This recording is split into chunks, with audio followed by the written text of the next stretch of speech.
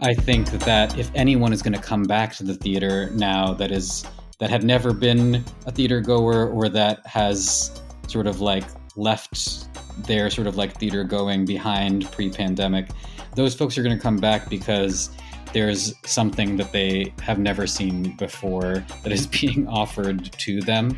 Hello and welcome to Art Restart, where we explore how artists are reinventing their fields and building a new landscape for the arts. I'm Piercarlo Talenti, the producer and editor of this podcast, a production of the Thomas S. Keenan Institute for the Arts at the University of North Carolina School of the Arts. In this episode, we'll be hearing from theater director and playwright Shayok Misha Chowdhury. A year ago, the much-admired off-Broadway company Soho Rep premiered Misha's play titled Public Obscenities. It opened to the kind of glowing reviews and enthusiastic audience responses a writer could only dream of. 12 months later, the production is enjoying its third remount in Brooklyn at Theater for a New Audience, after a very successful run at Washington D.C.'s Woolly Mammoth Theatre Company. Now, sure, for a production of a world premiere play to be remounted 3 times in 1 year is extraordinary, but not unheard of. What does make it particularly remarkable in this case, though, is that there's nothing about the play that screams guaranteed surefire hit. For one thing, with its large cast, believe it or not, in today's American theater, a cast of 7 is considered large. Yeah, I know. And with its multimedia elements, it is not cheap to produce. Then also, it is bilingual, partly in English, partly in the playwright's native Bangla. Now, granted, Bangla is the 6th most spoken native language in the world, thank you Wikipedia, but it is not a language familiar to most Americans. Plus, though sections of the play in which Bangla is spoken are supertitled, there are other scenes without any translations at all. Also, the play is very queer. It follows an Indian-American PhD candidate as he returns with his Black American boyfriend to a family home in Kolkata, India. There he plans to interview sexual minorities for his dissertation. The play is therefore very frank about sexuality and features 2 non-gender conforming characters. But despite these details, or maybe exactly because of them, the play is an unqualified hit. Just a few days after I recorded this interview, Misha won an Obie for his direction of the play. This after the play's cast received a 2023 Drama Desk Award for Best Ensemble. I started our interview by asking Misha to describe how he set out to write this play with all its myriad complications. I started writing the piece under the auspices of this residency that Soho Rep had invented in the thick of the pandemic called Project Number 1. And so they were paying me and 7 other artists to be on salary for a full year just to work on a project of our choosing and be in thought partnership with the organization. And so I was... Wow, hold on. That's incredible. Yeah. I mean, it's like literally... Wait, I want to dig down into this. So how are you approached it? Because I think that's incredible. I mean, it literally is. I mean, do you think you would have been able to create this play without? No, absolutely not. Not even like been able to. It wouldn't even have... The circumstances of that residency were what allowed me to even like imagine sitting and writing a play. I'm a director by training. I wouldn't even have thought to sit and write this play if somebody hadn't said, you have a whole year to sit and write a play, and we're going to pay you a salary and benefits to do it, which was nutso. I mean, they like... The way in which they sort of completely altered the way I thought of myself as an artist just by sort of valuing me and my time, that's what gave me the sort of ambition and confidence and gift of time to Did you have even to think of pitch writing something to them, or they just said, here we go, we're going to support you? There was no kind of... It was just Sarah and Merope and Cynthia, like...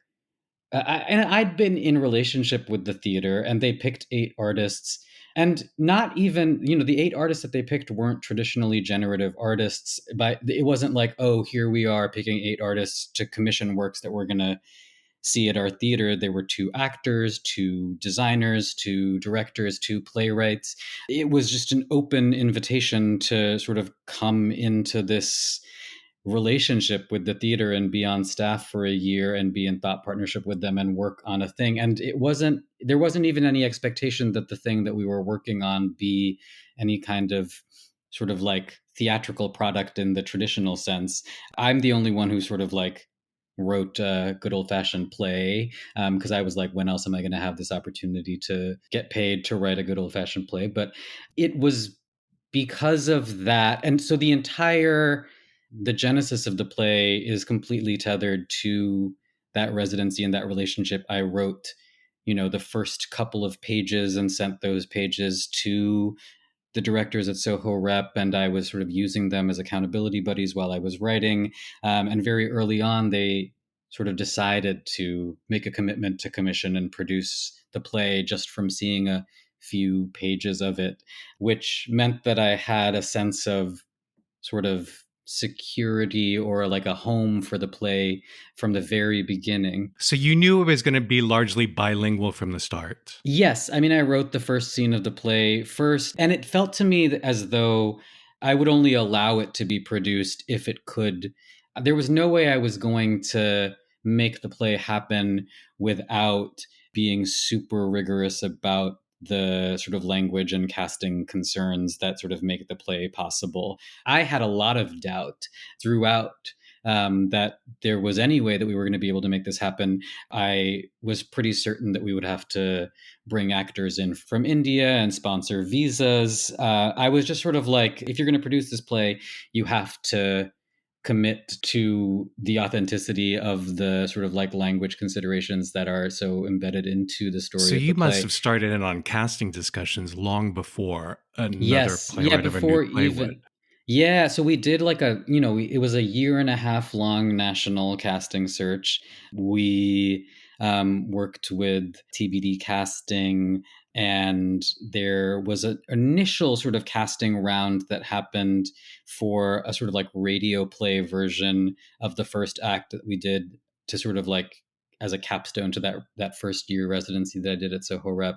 And that, it really was like we were just like turning over every stone everywhere that we possibly could, like reaching out on a super sort of grassroots kind of community way, reaching out to all kinds of folks that do sort of community theater or amateur Bengali theater, and self tapes from young actors who were still in college or graduating from college, and tapping into like all of my own sort of community relationships. And the fact that, like we have found this cast is to me still the sort of greatest sort of marvel, because we have, like this is a cast of Bengali folks who sort of represent the entire constellation of what it means to be Bengali. We have it's a super intergenerational cast, folks who were born and raised in Bangladesh or in India, and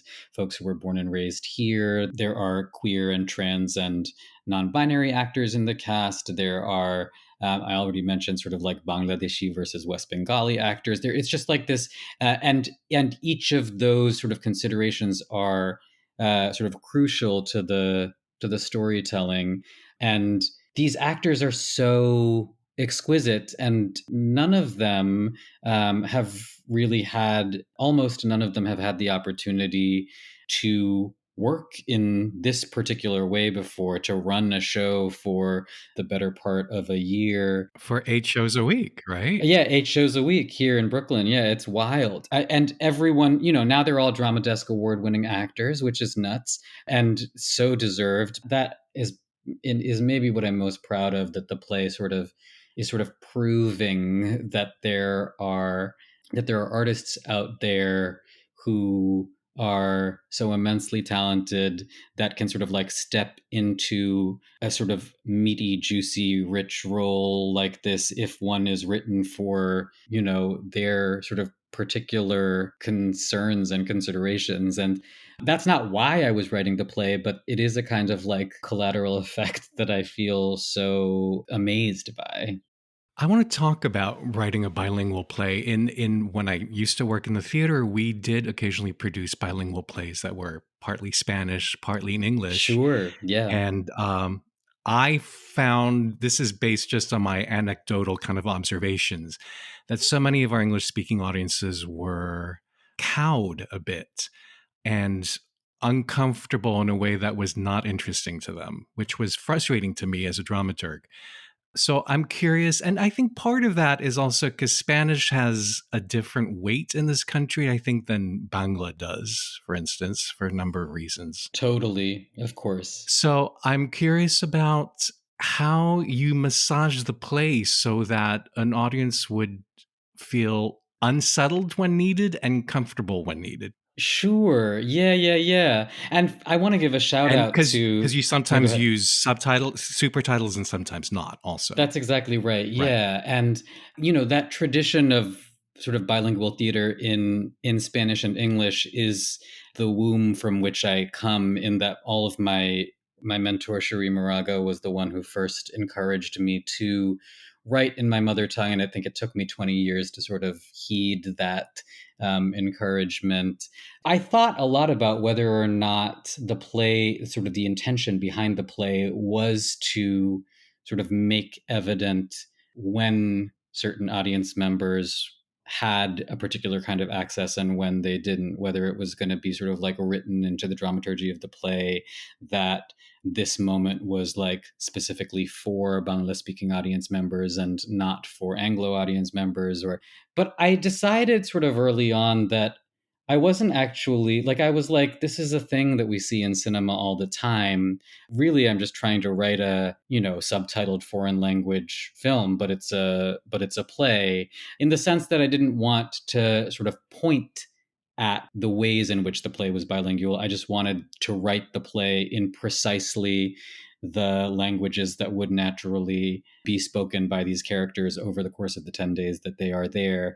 And then once I had done that, I didn't write the play with translation at first. I just wrote it in Bangla and English as it would be. And then I made some subtle decisions around when we would be subtitling and when we wouldn't be subtitling, not to sort of make any kind of commentary about like deliberately alienating or inviting certain audience members into that moment, but more to sort of craft which scene was from which character's point of view. So, we have Rahim, who is the Black American boyfriend who arrives in Calcutta. It felt important to me that there were certain scenes in which the non-Bangla speaking audience members were having his experience of the play, because that's what the scene was about, his experience Right. of the And also for a conversation. non-Bangla speaker, he's kind of our proxy in the play, Exactly, right? 100%. Yeah, yeah, yeah, yeah. Because also, I think part of what's wonderful about the play is that you don't know when a non-Bangla speaking audience will respond to a moment. It's not necessarily in the No, translation, right? I think that's a discovery for the audience of being like, that moment when they were speaking Bangla to each other and I didn't know exactly what they said really moved me, right? 100%. Or Yeah, I totally absolutely. understood it, even though I didn't get the words. I totally got it. And there's a kind of alchemy in the audience itself, because every audience has some Bangla speaking audience members and some non Bangla speaking audience members. So there is a kind of like a tension that is happening where audiences, like based on their fluency, they are sort of like digesting and receiving information at different tempos. And so that delay or that sense of coming to an understanding at a different time than another audience member is this sort of like beautiful rhythm that I'm always cognizant of in the audience. So, what advice would you have for playwrights who want to write a bilingual play or trilingual or whatever, not just one language, but are feeling nervous about it? At this point in the sort of like life of the American theater, I wouldn't worry so much about the sort of like audience and access questions, because I do think like we're living in the sort of like, as far as film is concerned, we're living in the era of Minari, and like there is like a sense of the expansiveness of what it means to tell an American story in multiple languages. The risk is actually, for me at least, has more to do with like sort of like pulling our punches and not being as sort of like rigorous about how authentically we write in the languages that we want to write in an effort to sort of like quote unquote make accessible. I think it is always possible to make a thing that is written in any number of languages accessible. I'm thinking about like the way that subtitles were used in Pachinko, the HBO series, and there were different colors for Korean and for Japanese, and that we were dealing with a story that had to do with like Korean folks in Japan, and that like very complicated linguistic geography was sort of crucial to the storytelling. And I think we can do all of that now as long as we are sort of attentive to all of those different registers of speaking, how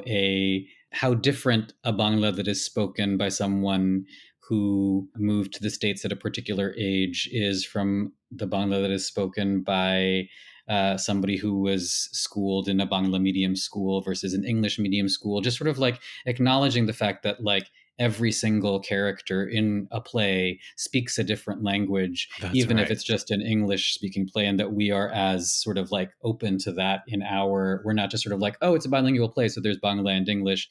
There are just as many languages there's like 7 different languages in public obscenities, and even more by virtue of how many characters and how many different codes they speak in. As you know, so much has been written about the crisis that American theater is facing, Yeah. especially not so much in New York, but I think particularly in regional theaters and in smaller towns. You're creating, as an artist, you've been creating unconventional, fascinating fare, including musicals. Yeah, you do a lot of Yeah. collaborations. Yeah. As you survey the field, what's your prognosis for your own prospects within it? And what do you think theaters around the country need to get paying audiences to return? I think I can answer it from my own point of view around making this piece. I think that it was a real revelation to me that what seemed like an enormous risk in terms of payoff for an off-Broadway theater. Public Obscenities is in many ways like really far from what people think of as a Soho Rep production. It is a 3 hour long play with a 15-minute intermission. It is a kind of patient, naturalistic piece of theater. It's a bilingual play with a massive cast. It's certainly not the kind of production that anyone who is trying to sort of like play it safe in terms of how their audiences would receive a piece of theater in the 2022-2023 season. It's not a play that anyone would have sort of in their right mind chosen to do.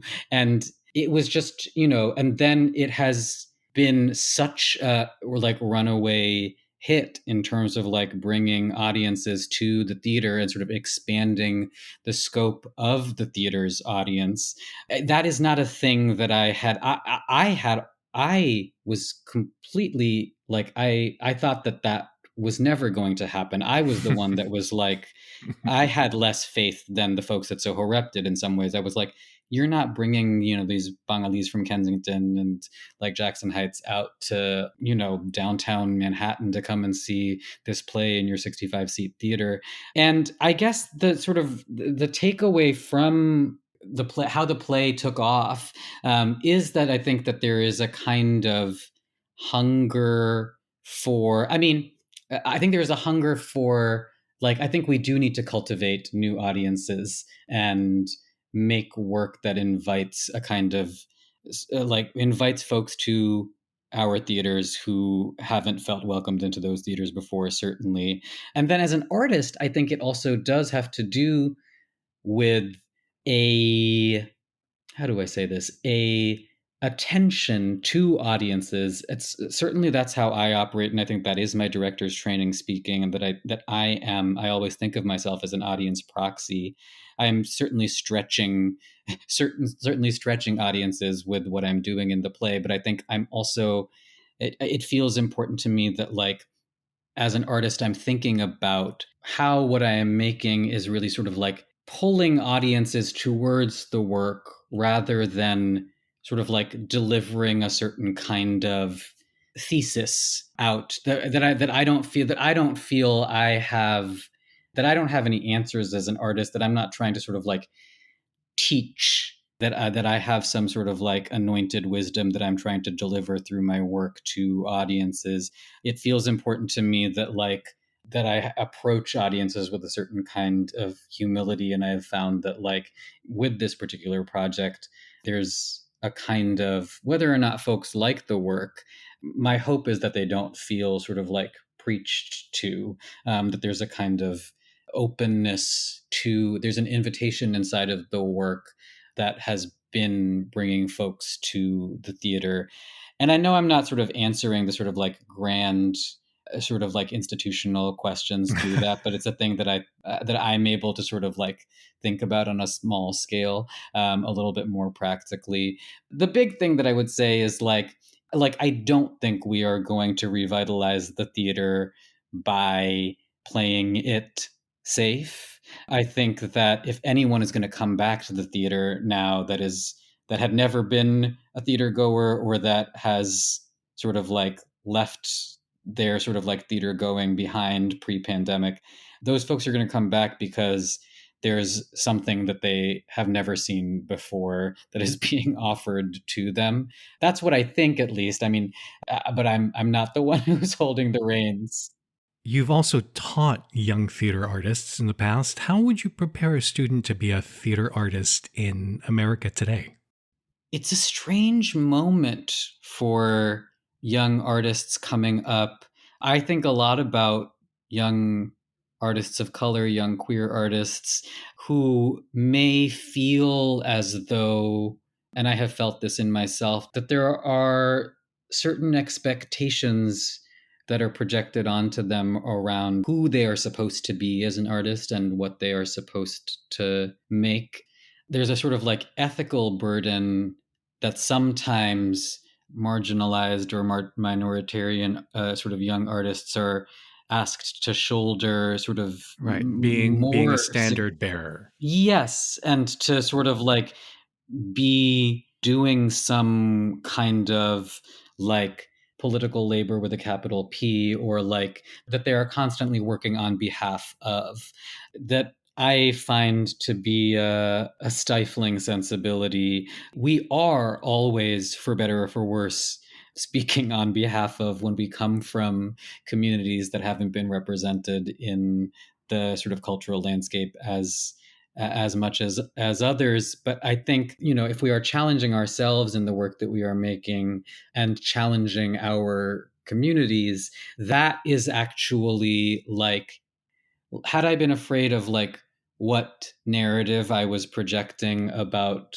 the Bengali universe to American audiences when I was writing Public Obscenities, I never would have written this particular play. And I think that it has been heartening to sort of discover that through that sort of age old, you know, specificity is universality kind of approach to things, showing rather than telling, for lack of a better phrase. There's all kinds of uncomfortable stuff that I'm talking about in Public Obscenities that certainly I was worried Bengali audience members might be like, how dare you, like, this is the first like Bangla language play that is premiering at this scale on a professional American And you're stage. showing Like, it to American audiences. What are you saying about exactly. us, kind of thing? Right. Yeah, and that just hasn't been the experience, even though the content of it could certainly have elicited that kind of reaction. And I think that has to do with that kind of subtle listening and paying attention that is what sort of animates that content in the play. It's not that I'm trying to change anyone's mind, both within the community or without the community. I'm not trying to like, I actually have no idea what I want any of my audience members to feel about you know, a queer person or a Bengali Bangla speaking person or a queer Bengali person. That isn't the animating, that's not what's the engine inside of the play. And I think that I would just encourage young artists to sort of like listen to themselves and sort of like trust that that listening will sort of like lead them towards something that allows their audience to listen more effectively than sort of like worrying about like I get asked a lot like what do you want the audience to take away, and that question always sort of befuddles me because I mean I have sort of like ineffable answers to that question around what I want the audience to take away, but I don't think it's ever what we imagine. You know, I think if we're thinking too hard about like this is how I want my audience to feel about me or about this character or this character that is a proxy of me or my people or my community, then that character will just flatten in a way that won't serve that sort of relationship that we're trying to build between the work and an audience. I guess that's what I would say. If you'd like to read a longer written version of the interview and learn more about Misha, please head to uncsa.edu/artrestart. Be sure to subscribe so you'll be notified as soon as our next episode goes live. Oh, and ratings and reviews really help us reach new listeners, so if you have a second, we'd so appreciate it. Our theme music is by Shanghai Restoration Project. I'm Piercarlo Talenti, and on behalf of the Thomas S. Keenan Institute for the Arts, thank you for listening.